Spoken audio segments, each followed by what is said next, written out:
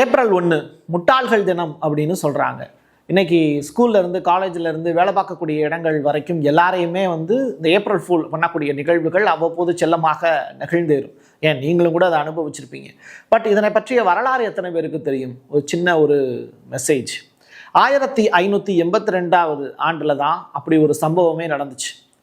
பிரான்ஸில் கிரிகோரியன் அப்படின்னு சொல்லி ஒரு நாட்காட்டி கேலண்டர், அந்த கேலண்டரை ஏற்றுக்கிட்டு புத்தாண்டு தினத்தை என்ன பண்ணாங்க, ஏப்ரல் மாதம் 1ஆம் தேதி அது வரைக்கும் அவங்க கொண்டாடினாங்க. அதுக்கு பிறகு ஜனவரி 1 அவங்க புத்தாண்டு தினமாக அனுசரிக்க ஆரம்பிச்சிட்டாங்க. இது தெரியாமல் நிறையா பேர் ஏப்ரல் 1ஆம் தேதியவே புத்தாண்டாக கொண்டாட ஆரம்பித்தாங்க.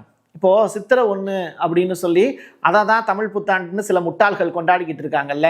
ஆனால் பொங்கல் அன்னைக்கு தான் தமிழ் புத்தாண்டு பிறக்குது அப்படிங்கிறத வரலாற்று ஆய்வாளர்களும் மறைமடியாடிகள் அவர்களும் ஏகப்பட்ட ஆதாரங்களை கொடுத்து அதையும் ப்ரூஃப் பண்ணிட்டாங்க. எப்படி? சூரியனுடைய இயக்கத்தின் அடிப்படையில். அந்த வகையில் தை 1 தான் நமக்கு தமிழர்களுக்கான புத்தாண்டு. இந்த மாதிரி நம்ம ஏப்ரல் ஃபூல் அப்படின்னு சித்திரை 1 கொண்டாடுறவங்களை பார்த்து சொல்ல முடியாது.